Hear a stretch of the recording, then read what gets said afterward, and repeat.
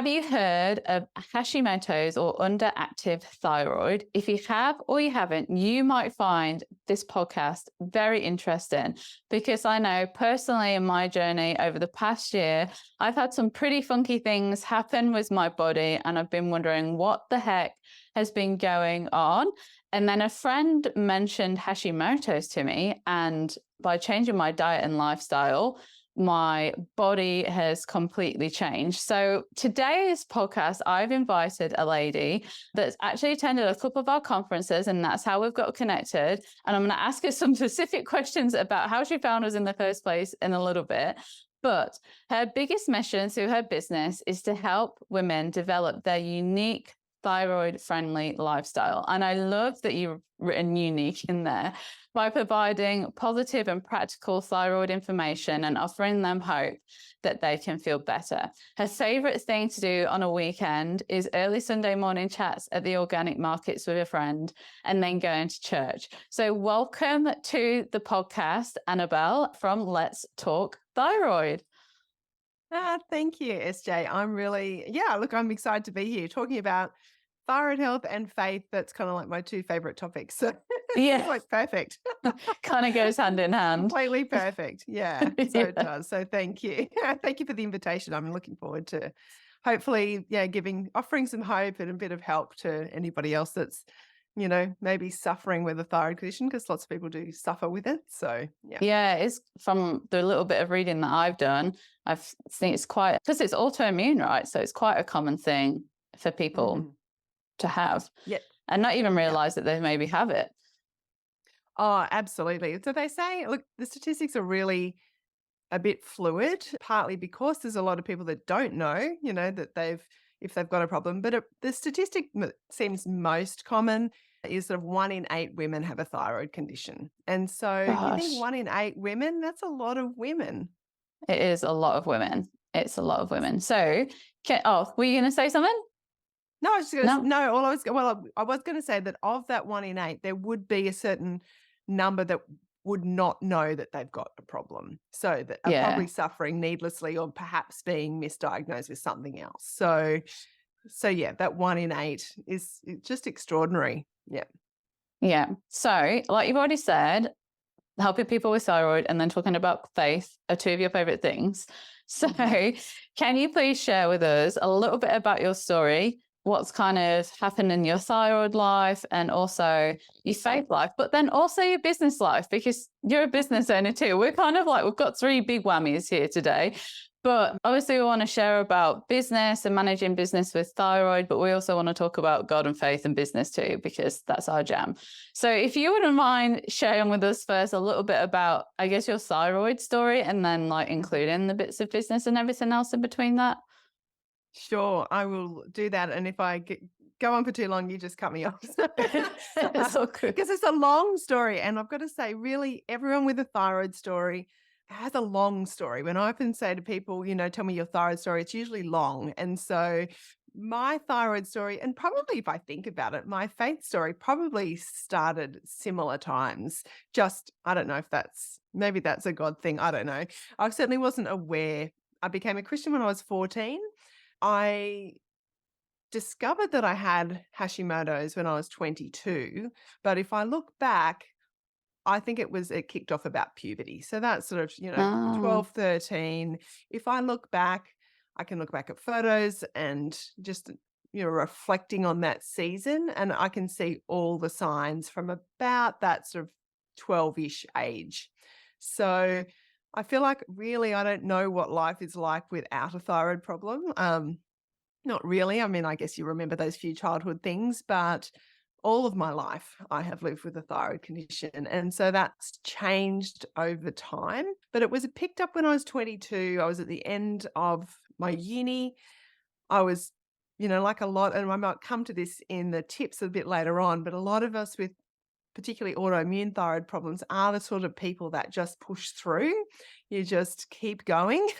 And so I was tired, I was exhausted, but I didn't know any different. I'd been tired and exhausted, for probably 10 years, and I just didn't know any differently. So, but really it got to the point where when I couldn't hold my arms up to wash my hair because my muscles were so fatigued, I thought, I don't think that's normal for a 22-year-old not to be able to kind of hold your arms up to wash your hair.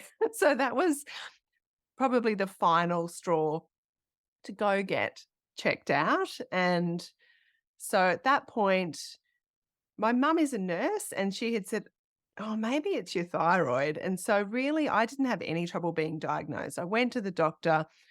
My TSH, which is your thyroid stimulating hormone, and we can go into some of the tests later if you want, but it's meant to be below 4, optimally about 2. Well, mine was 185. And so it was just ridiculous. Ridiculous. And so my GPs are like, right, you need to go off to the endocrinologist pretty much tomorrow or, urgently. How are you even still alive?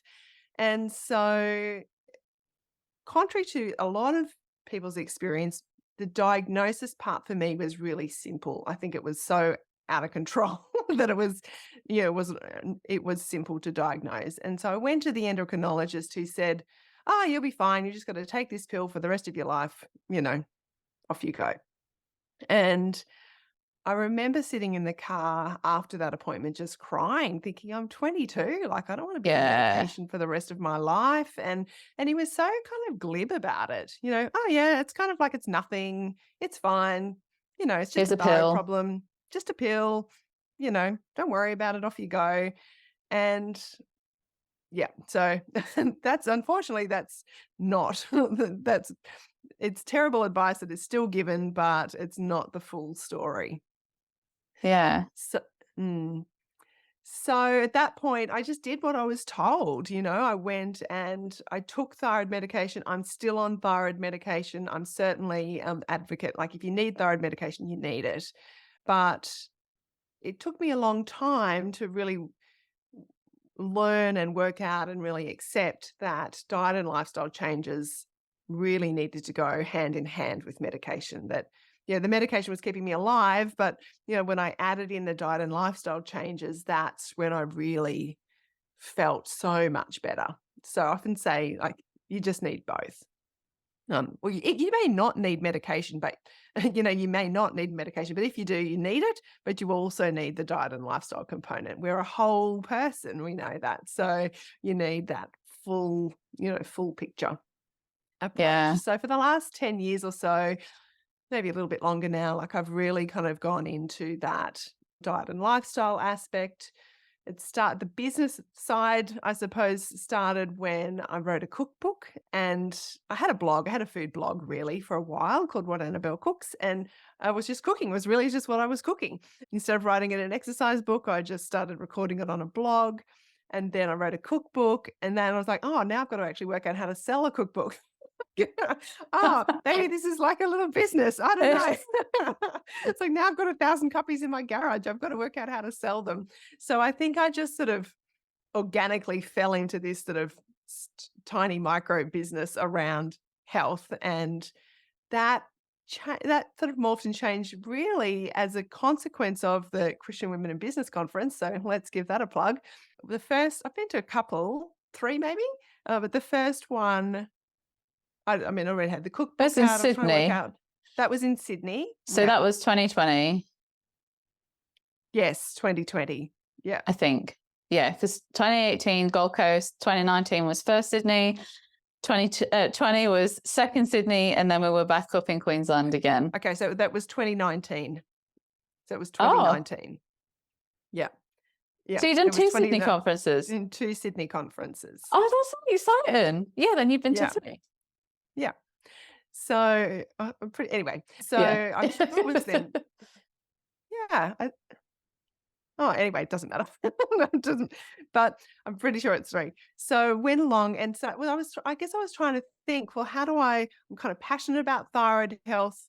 And I understood at that point that it was more than even just the food side. Like the food was really the first big, well, obviously diet, but lifestyle intervention that I'd made.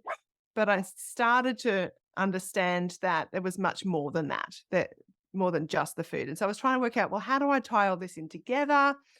And so I think at that first conference, it was like, right, well, what do I I've really felt like God really revealed through some conversations with people and, just the way he works on those weekends, this idea of writing another book. And so that all sort of morphed and changed and ended up doing a few other things along the way. But that helped me to really own the thyroid space because I think I was like all the food stuff, but I didn't want to call myself a thyroid person because I didn't feel Thyroid qualified to expert. do that. Yeah. Yeah. So I think Got that imposter really helped syndrome. me. Yeah, totally. I still kind of battle with that sometimes. And but I think that was really pivotal in going, no, actually I do know what I'm talking about. And I'm not a medical expert, but I am a thyroid expert. I've been a thyroid patient for all my life.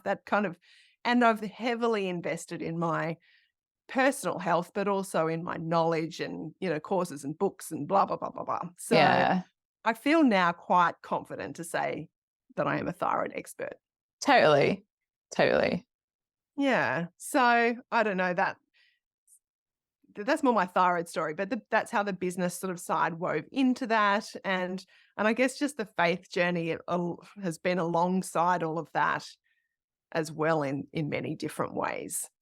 Yeah, yeah. So I know that obviously, like you said, you've been to conferences a couple of times, and I kind of knew what it is that you kind of did, but I actually, and we might get back to basics a little bit for our listeners too, just in case they don't know, because I didn't know this. My mum, so we've got thyroid history in our family. My granddad was overactive, and then my mum and auntie were underactive. And maybe for like the first from teenage years, I did actually go get tested because mum was like, just go and check it, just go and check it. Because on my whole life, quite a summer thing, always tired.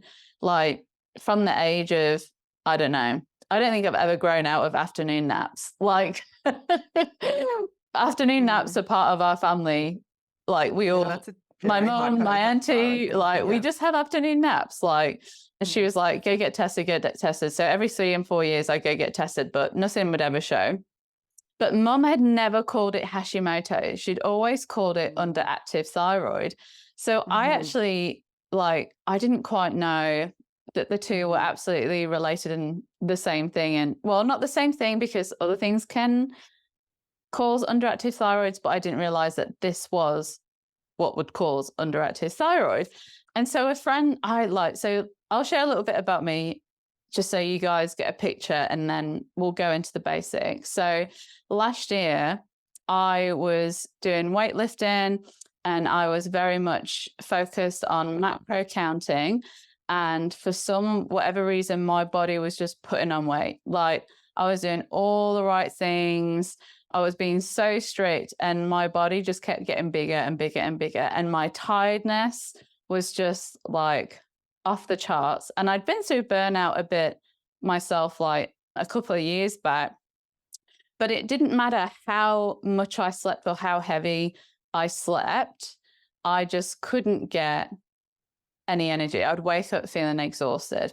And then I was just chatting to a friend, and it was actually when we were on our way back. There's like so many relevant conversations that come out of conference. I was driving back from last year because we had to do it online. And I was just chatting with a friend, and she has Hashimoto's. And she was like, do you have Hashimoto's? I'm like, what's Hashimoto's? She's like, it's like underactive thyroid. I was like, I haven't thought about this for years. And so we were driving back from Queensland. I had like 12 hours to spare. So I started researching all this Hashimoto stuff. And I was like, oh my gosh, that's underactive thyroid. That's what mum and my auntie had. And I haven't been tested for it now for a good few years, probably 10 years. Like, maybe there's something into this. And so I started looking and doing research. She was like, why don't you just try eliminating gluten and dairy out of your diet and just see how you go? Like, just start there. And so I did that. And what I couldn't believe, and like you're saying, you live with things and you don't even realize you're living with them, is how much my joints hurt. Because then when I eliminated gluten and dairy, suddenly my joints began to feel amazing. Like even my hands, I couldn't believe how like tight or painful my joints must have been for them to feel so good once I changed my diet. knees, hips, everything. I was like, oh my gosh. And then suddenly all this weight started to flood off as well. I was like, oh my gosh, like a few simple changes in my diet and my body has completely like changed. More energy. I was still weightlifting. I love weightlifting. I don't think I'd ever give that up. I've done it for like nearly all my life now.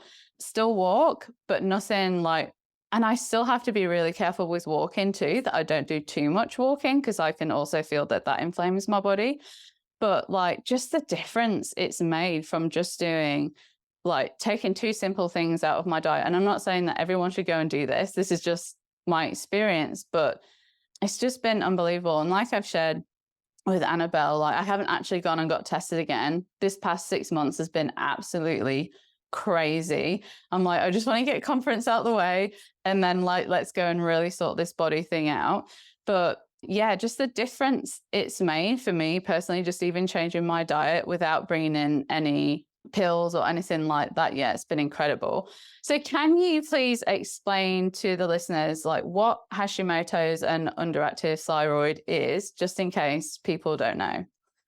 Yeah, absolutely. And I think lots of people don't know because it's not really something that we're clued in to be educated about. So I'll go back to the very basics. So your thyroid, which sits in your neck, is a butterfly-shaped gland that really it's known as the master gland because essentially you need thyroid hormone for every single cell in your body to operate optimally. So that's every single cell in your body. So thyroid, whilst it sits in your neck and you think it's a neck thing, it's a whole body thing. And so two main things that can go wrong with your thyroid is it can underproduce thyroid hormone. That's called underactive, hypoactive, slow thyroid. They're all the kind of common names. Just think anything slow when your body's not producing enough thyroid hormone to function properly. You can also have overactive, where your body's producing too much thyroid hormone, and that's called hyperthyroid or overactive thyroid. So there's two main things that can go wrong. And then what causes those things to go wrong, the main cause, not the only cause, but the main cause is autoimmune thyroid disease. So your underactive autoimmune thyroid disease is called Hashimoto's, and your overactive is called Graves' disease. So Hashimoto's is actually the number one autoimmune condition in the world. So it's very common. Like I said before, 1 in 8 women have a thyroid condition, and most, like they estimate about 90% of those is caused by Hashimoto's. So, that's a lot. And so when we're It's dealing with huge. autoimmune conditions, so when we're talking about the diet and lifestyle aspect, they do kind of have a lot of broad similarity, whether you've got overactive, underactive, or really any autoimmune condition. The diet and lifestyle factors, generally, broadly, apply because it's all about reducing inflammation. Like you said before, your joints were inflamed. So the diet and lifestyle things that we talk about are all about reducing inflammation. And Mm. so that then slows down the attack on your thyroid. Basically, the autoimmune component is that your body is attacking itself. So it's attacking in the thyroid space, it's attacking your thyroid gland. And so mostly what you'll hear is from your mainstream medical is, well, there's nothing you can really do about the autoimmune component. You've just got to wait until your thyroid is destroyed enough that we then put you on thyroid hormone replacement, which you will then be on for the rest of your life. And so a lot of doctors won't even test for the antibodies, which is what will indicate whether you have the autoimmune component or not, because they don't believe there's anything you can do about it. But it's a whole nother conversation, but it's not true.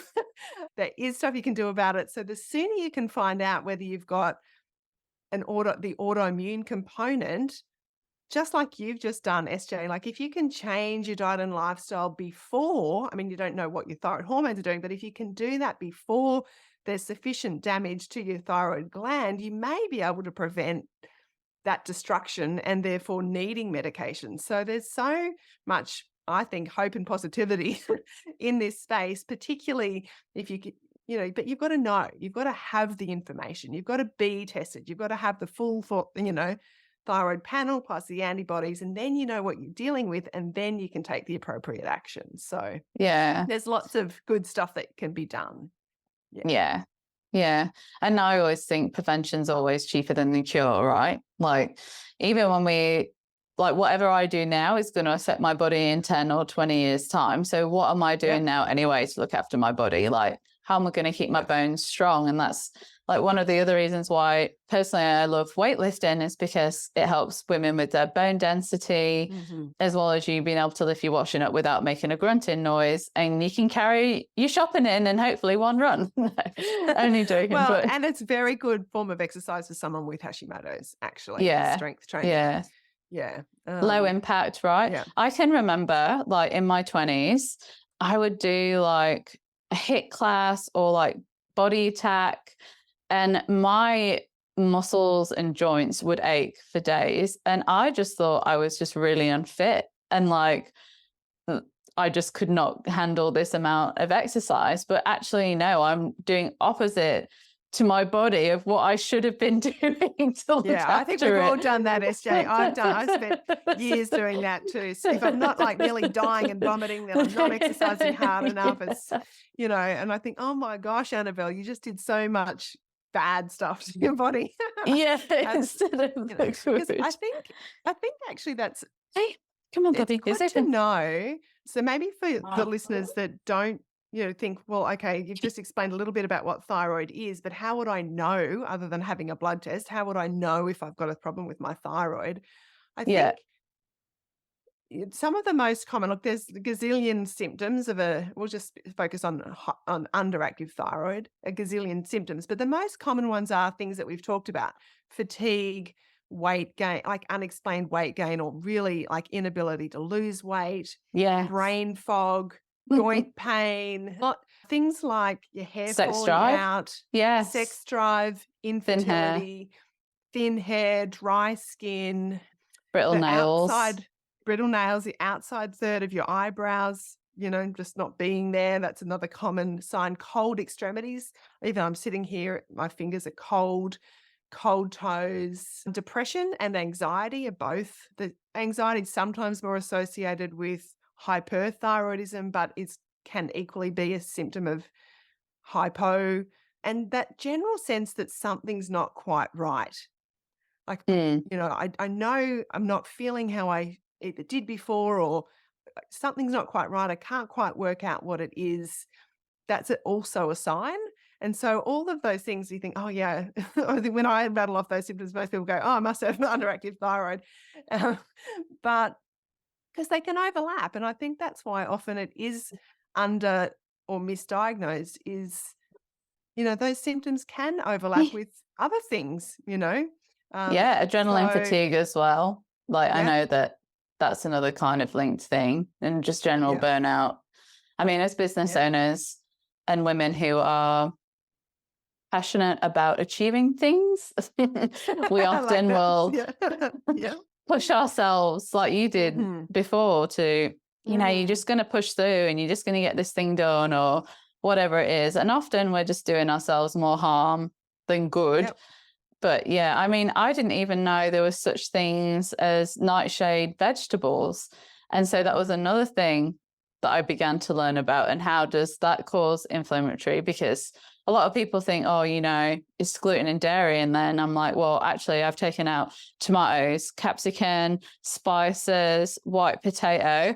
And I actually feel like they've done just as much good as taking out gluten and dairy. Like, tomatoes, I didn't realize how much they affected my body until I took them out. And Joints then in particular? Yeah. Do you think it's the joint? The yeah, nightshades are often associated with the joints. Yeah, in particular. Yeah. yeah. And then I like, because so last year when I started like just feeling not so great, I was having tomato sauce with nearly every meal. And like there's tomatoes in so many meals that I was making. And then, yeah, I took them out. I was like, like that's like another level of feeling good too. You Wow. just don't realize, I think you just, because you're living with it so much, until you start swapping things around a bit and just trying, you don't realize how much pain you were in until you're out of the pain. And you're just like, It's kind of like when you come to Jesus, you didn't realize how much pain you're in until he Yeah. comes and he takes it It's away. so true. And then you're It's like, oh, completely I'm true. light. I think too, yeah, you just don't know what normal is. Like if you've been putting up with feeling subpar for decades, you don't even know what feeling good can feel like until you give it a try. And I think that's like what you just said. I mean, even just from the diet perspective, there's so many different, I mean, there's common culprits. Gluten, grains, dairy, sugar are the common ones. And then, yeah, then it's like becomes that unique. You've got to work out our nightshade's a problem, our eggs are a problem, our nuts and seeds a problem. So you end up with your own little unique kind of way your body responds best, but you don't know that until you give it a go. And so there's a lot of trial and error involved. But yeah, so much self-discovery and feeling good. I think just know that if you're not feeling good, there is hope. You can feel better. I'm a firm believer in that. And God Yeah. can heal in all sorts of different ways. Like I think for years and years and years and years, I think I spent praying that God would heal me of my food issues and food addiction and help me to lose weight. And it wasn't until I about 6 months after I'd given up gluten that I realized that my food cravings were not cravings, but my food addiction had gone. Like I wasn't clawing at the pantry and the fridge, kind of just looking for food in the ways that I had been. And, I think for me at least, removing gluten, it has some of those addictive, actually is physiologically addictive. So actually sets off some of those pleasure centers in the brain like sugar can do. And when I understood that later, I was like, wow, well, that makes sense. So now I haven't had that for a good length of time. I feel like that, God used that to bring about that healing in the way my relationship with food and like this. Yes, there's other things that went along with that, but just that food addiction that I felt like I'd been praying and praying and praying and praying for, like that healing came in a way that I was not expecting. That's But, so good. yeah, that's cool. It is cool. It's really cool. So I think, yeah, God heals in different ways. Yeah, so good, so Mm. good. So getting back to your business, so you went to Mm. conference, you'd got the book, you're now wondering what the hell do I do and how do I incorporate all this? Mhm. So Yep. just so our listeners understand a little bit about your business, what is your business and what do you do and how do you help people and what was your shift in that moment? Oh, well, look, I think my business has changed from back then. I think back then I really didn't know what my business was. I was like trying to sell a cookbook.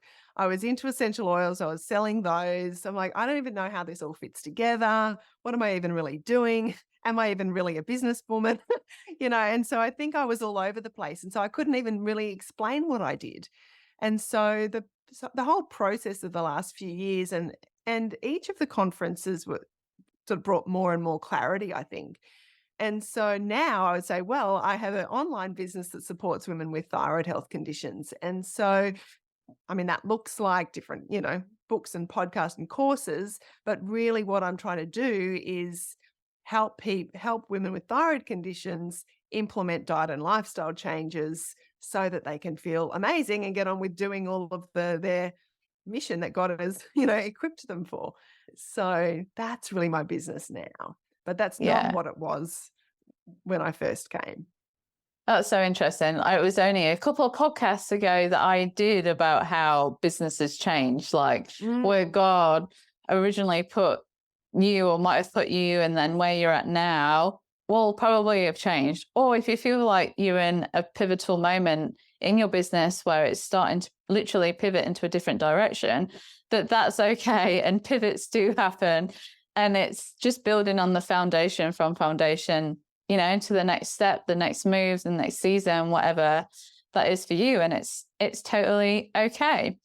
I just love hearing your story, Annabelle, and how God is working through your life. So so you got your courses, you got your podcast, do you do one-on-one coaching as well? I do. I do offer strategy sessions. So people that just want to kind of, I don't even need a whole program. I just need pointing in the right direction. So I do that, but I also offer my big new course, which is really all about implementing the book, the full lifestyle. I offer that as a one-on-one program, which is really one-on-one coaching in that context as well. Yeah, that's awesome. And is that book behind you? Is that your new one? Yeah, Let's it Talk is. Yeah, Thyroid? it's called Let's Talk Yay. Thyroid. Yay. So, yeah. So that was that. The vision for that book came about at that first conference. Was, wow, imagine if I could write another book that just included, you know, mindset and low tox living and the stress management, which I call unwinding, and the food. And I think I had a vision back then that it was all going to be beautiful and pretty and bright things on each page and like recipes and it's scaled to a different kind of the reality set in of, so it's not quite all of what I had imagined, but just it is that holistic approach to thyroid health. And so that, just the beginnings of that came from the conference, and then I started the podcast first and then did the book later, after the podcast. So it's been a really interesting journey, really. It's been lots of fun. And despite thyroid health being such a big problem, there's a lot more help than was available 25 years ago. But even so, given the volume, like as far as I'm aware, my podcast is the only Australian thyroid podcast. Like there are other thyroid podcasts out there, some great ones around the world, but to the best of my knowledge, there's no other Australian one. And so you think, how is that even possible? Like, in a Yeah. country of 25 million where 1 in 8 women have a thyroid problem, how is there only one thyroid podcast? So I think there's still a lot of help needed out there. Yeah. Yeah, there is. There is. Mm. So, are you able to share with us now then 5 tips for, I guess, managing thyroid in business, all those Yeah. kind of things that you could share with us today? So, listeners, if you do know that you've got it, let's all work together and get Yeah. ourselves sorted. Yeah, absolutely. So here's my 5 tips. Number 1, if you are a Christian woman in business with a thyroid problem, you you probably have what I call a thyroid personality, which is that driven, overachieving, high. What you put it in a really nice way before, SJ, but that I can't real remember what I go-getting, said. driven, but that kind of type A personality. And so if that is you, which it probably is, then I think the number 1 tip is be aware that that personality has lots of amazing, incredible God-given qualities, and that's why you are where you are. But there are also some weaknesses in that personality, and we can tend to be the types of people that give, give, give, give, give, maybe don't take the time out to look after yourself. So just be aware that you want to use that personality in all the good ways to look after yourself and run your business, but be aware that some of those downsides to that driven personality can actually have some negative consequences on your health if you're not aware of them and take action on them. So that's number 1, be aware of your thyroid personality and make it work for you, not against you. Number 2 is be proactive with your health. So you do need to take your thyroid health seriously. Every single cell in your body requires optimal thyroid hormone to function properly. And so if you want to have all the energy and brain power and capacity to put into your business and your life, then you need to be proactive with your health. You need to get tests we were talking about before. SJ, go get your tests. Yeah. Uh, and I'm a big advocate for regular testing, like, 3 to 4 times a year, depending on how stable your thyroid health is, because then you can actually see what impact the changes that you're making are having on your thyroid test. So it would have been really interesting, SJ, if you had have had the test before you gave up gluten and dairy, particularly the antibodies. It would have been really interesting to see what that was then. And then, repeat it in 3, 4, 5, 6 months and see, because I think when you're that personality that likes to be in control of things, it's nice to see the changes and the impact that actually has in an objective test. And so that being proactive with your health enables that as well. And so so I think let's just make sure you take your health seriously and it doesn't get shoved to the bottom of the pile and not dealt with. I think that's actually really important. Yeah. Number 3 is set boundaries, which kind of goes with that thyroid personality and being having your own business and like often, we're like you, Esha, I work from home, it's having boundaries so that you don't completely burn out because, Mm. if your thyroid health isn't in a good place, you may well need to step back from your business for a bit. You might, or your job, if you're not in a business but you're working, you may actually need to reduce your hours, take a break. Like I've spoken to lots of people that I just had to take 6 months off, or take a really big break. And then so you can heal but you don't want to end up in a cycle where you heal, burn Yeah. yourself out, need to take a break, You wanna Yeah. get to a point where more evenly balanced, and having solid boundaries will help you with that. It's funny you say that. I'm just gonna bop in your little Mhm. momentum that you've Go. got going at the minute because one of the things that my husband's always said to me is, "You don't actually deal with stress very well," and I've gone, "Well, stress just stresses me out. Like I can't help that stress is stressing me. It is what it is." And he was Mm. like, I'm pretty sure your mum's the same way. She doesn't deal with stress very well either. And I'm like, well, maybe it's just us. Like, it's just who we are. We just don't deal with stress very well. But then having looked into some of the effects and, like you say, in our personalities, it's not necessarily actually a personality trait. It's actually our bodies can't deal with the Mhm. stress. And Mhm. that then, whether we subconsciously or consciously know it or not, has the impact, ripple effect of everything else of how we deal with that stress. So when I went through major burnout, I was putting my body through an immense amount of stress. I was commuting to work 3 hours a day. I was working 4 days in a job.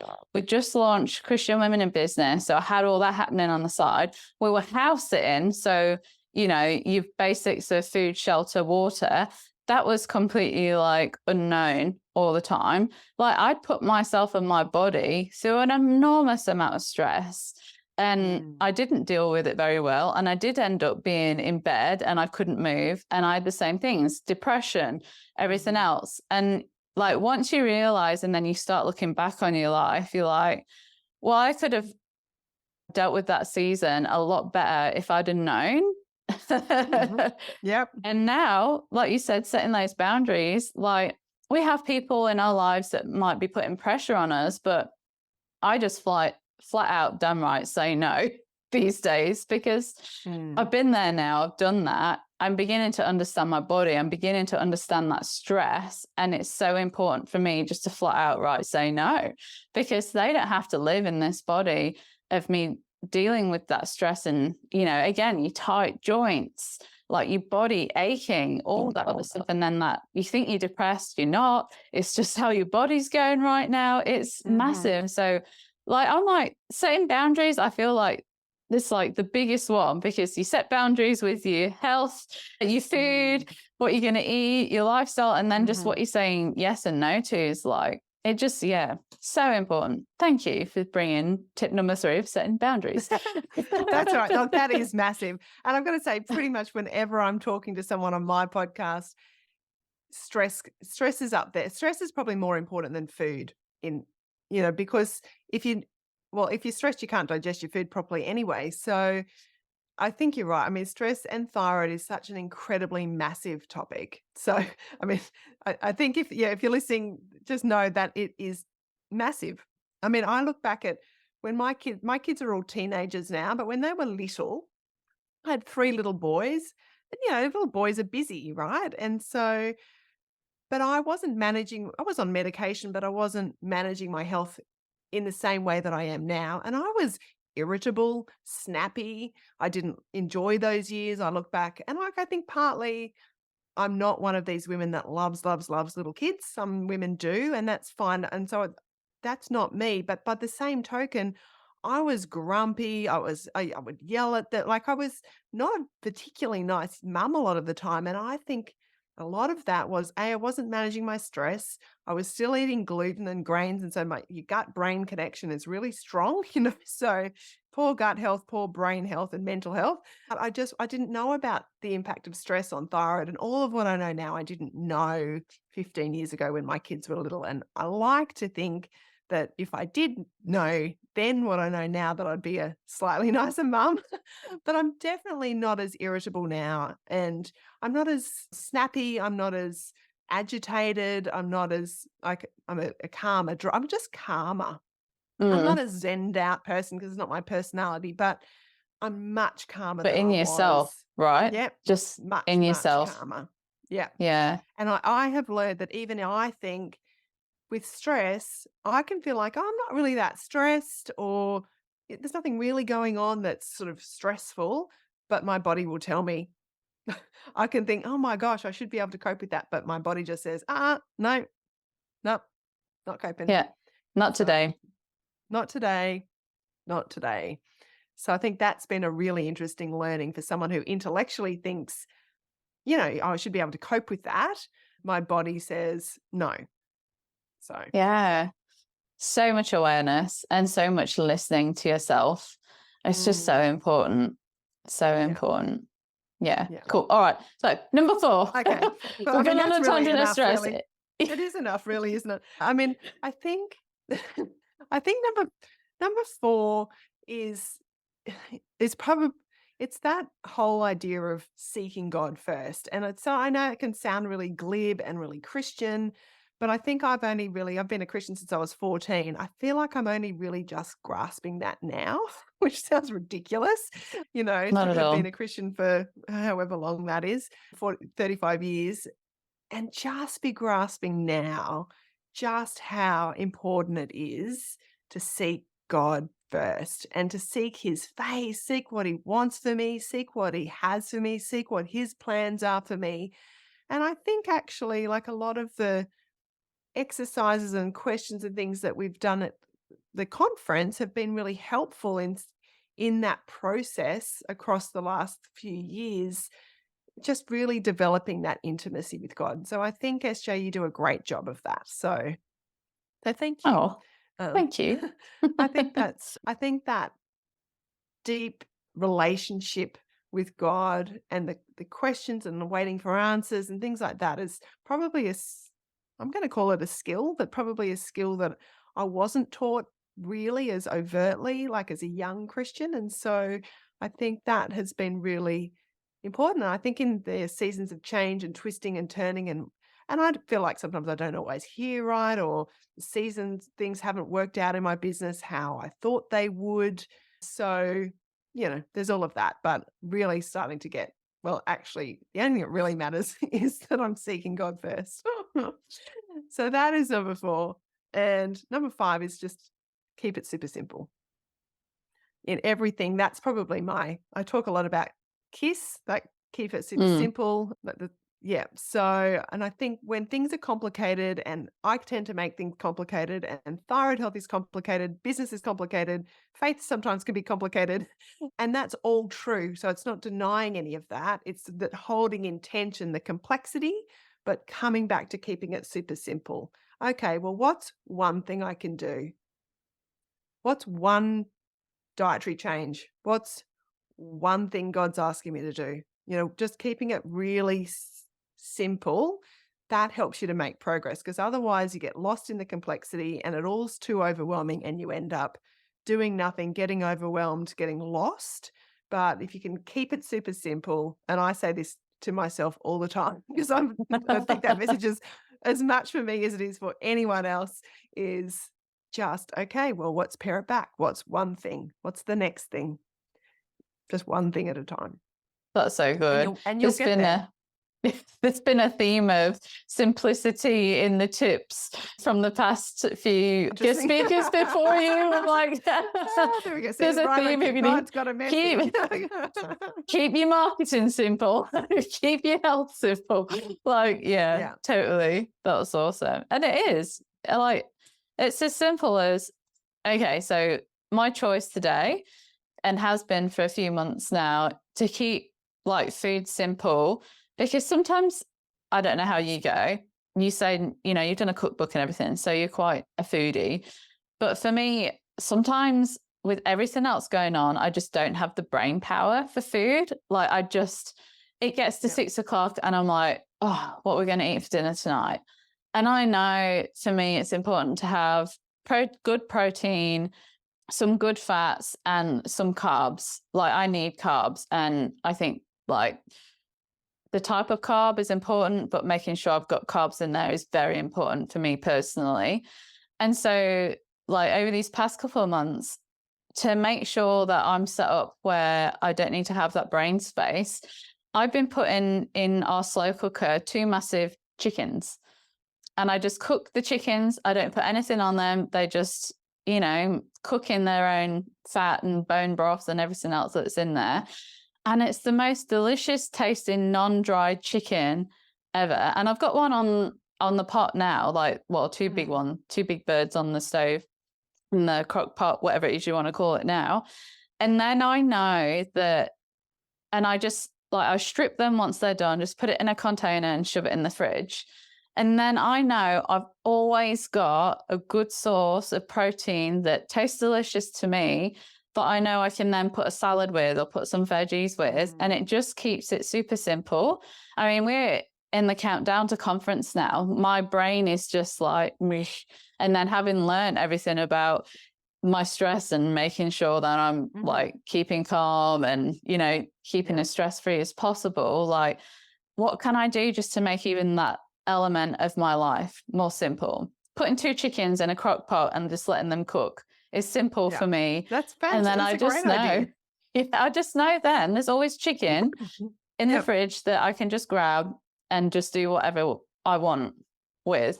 And then, I guess it is key, because then when you do keep things simple as well, you can then be consistent at it too, which is like, the main thing, isn't it? You might make a choice one day, but okay, well, I need to keep these choices going. So how do I set myself up for success and keep things simple so you can be consistent? Because lifestyle changes are hard. Like, I'm not going to beat around the bush. It's creating those daily habits and, keeping with them, which is probably the most difficult out of it all. Once you've learned it, once you've done all this and you've done that, you're like, okay, totally. And that's why and really to have any benefit, it has to be a lifestyle, because otherwise what you do it for 30 days and it's like, yay, great, I feel great. And then 2 months later you feel crap again because you're like, why is my tummy out here? And my digestion's all over the place. And why am I bloated? And why have I got reflux? And it's like, well, did you keep it up? No. And so it's the same. Yeah, it totally. It has to become part of a lifestyle. Just the same as prayer and reading our Bible and talking with God has become part of a lifestyle. And that's really what God cares about, our daily heart and what happens on our daily. He cares about our daily bread, but better off not bread, but the daily bread of our daily Jesus. Gluten-free, our daily bread of Jesus. That's right. And some good protein. But yeah, I love that, SJ. It's completely right, because if it's not sustainable, then really it's not much point. It's too hard. It's too hard.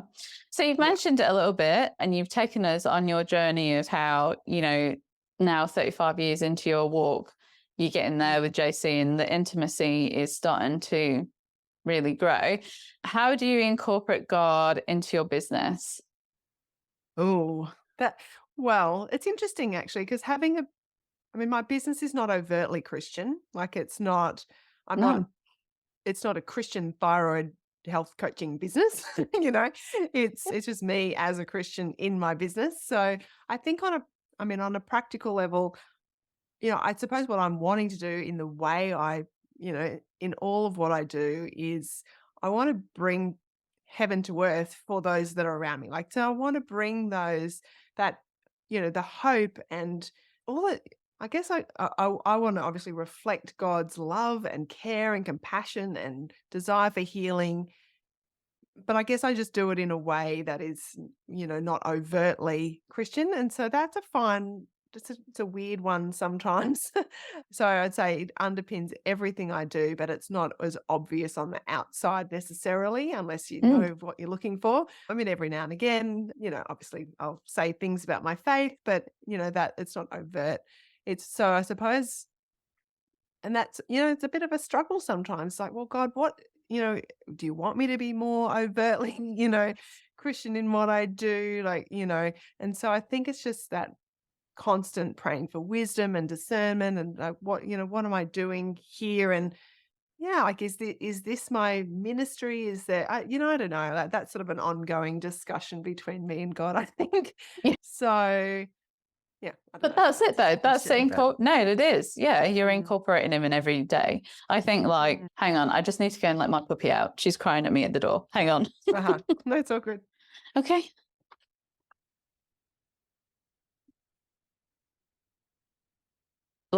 So for me, the automation girl, that was not Christian at all in the way that I presented. Not that I was not being Christian in it, but I was able to meet so many amazing people and different businesses from it not being Christian, like Mm. Christian women in businesses. Yeah, And I was yeah, yeah. able to have that impact on people's lives. And, every so often you'd be prompted to go, okay, ask if you can pray for that person. Or Yeah. I might be doing a coaching session or mentoring session. I'd be like, okay, God, give me some ideas of what this person needs to do in their business next. Because even though they're not Christian, that doesn't mean that God doesn't not love them or know about them or anything Mm. like that or know anything about Yeah. their business. So how is it that, what do they need to do next? What's their next move? And what's the word when you intercessing for them and they don't even know it? Mm. Mm. There's so many valuable things. And I think we shouldn't be afraid as Christians to be bold with that. I think it's okay for us to Mm. be boldly not Christian, but Christian in our Yeah. businesses, if you get what I mean by that. Yeah, And no, it's okay to have absolutely. that boldness. Yeah. Yeah. Yeah. Because I think in the end, so this is what I've noticed, because I mean, that is something that I think I probably just struggle with that generally in my life. Am I being bold enough? Am I really, all of that generally about my faith? And I think, just, yeah, anyway, but I've learned from getting feedback from people that, you know, come into my space that, I mean, they say the things that I want, like, oh, you offer so much hope and positivity. I was feeling really alone. And then I discovered it's usually discovered the podcast. Now I don't feel alone anymore. You've given me hope, like all of those. And I think, wow, this is cool. God, thanks, God. Like, you really are using that in way. Yeah, it's to really build life. And I think that's what I want to do. And I think in that it is easy in the thyroid space when you can feel the realities, you can feel pretty terrible.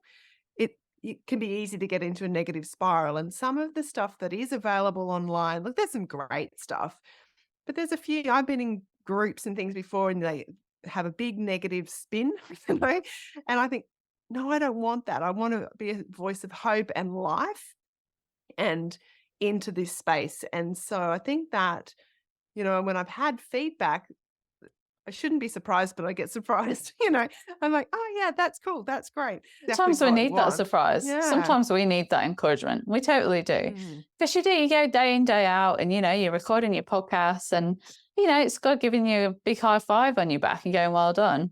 You're doing good. Yeah.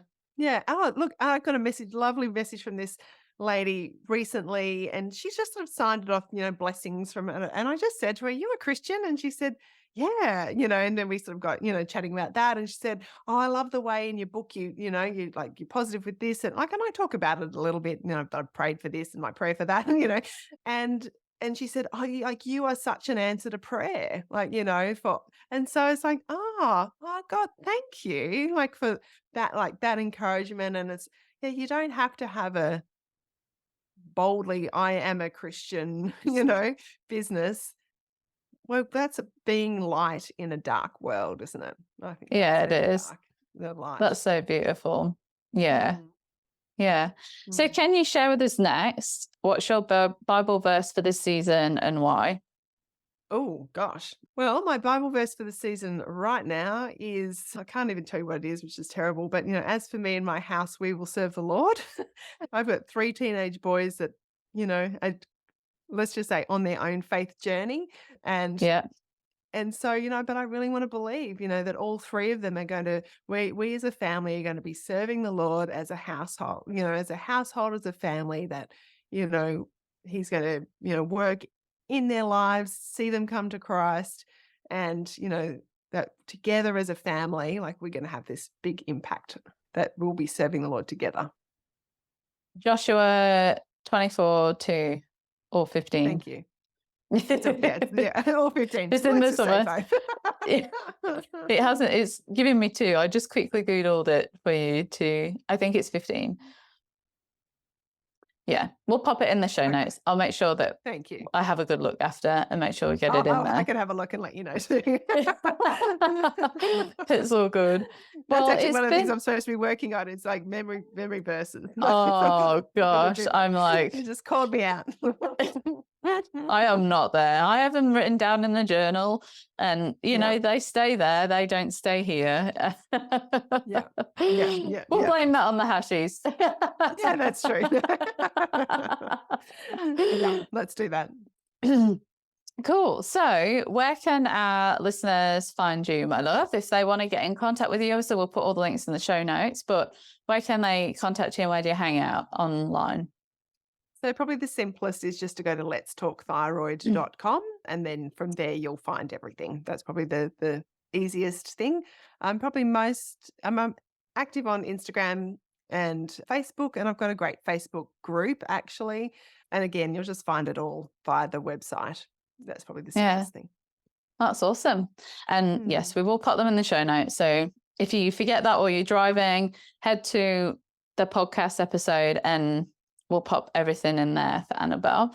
Well, it's been an absolute pleasure to have you on the show today. I think we've covered so much, and I think there's probably going to be a lot of women out there that can relate to a lot of the things that we've said. And if that is you, like Annabel said, please go and seek medical advice, go and get tested.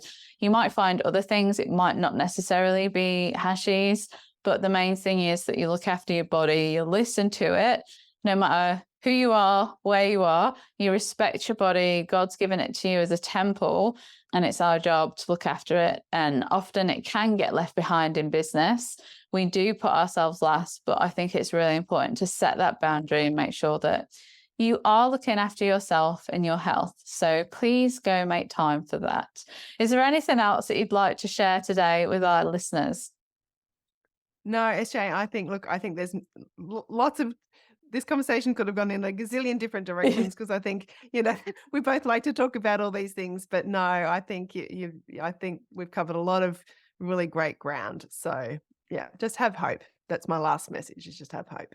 Have hope, and go and check out all of Annabel's resources if you did want to explore more. Well, I'm SJ. You're listening to the Christian Women in Business podcast. We are 2 weeks out from conference. So if you are coming, I'm so excited to see you there this year. I can't wait to see what God has got an offer and how he's going to embrace the emerging that the theme of the conference is all about. If you come in, give me a big hug. If you're not, give me a big virtual hug. And I hope that we can continue to serve you through this channel. All right, we'll catch you next time.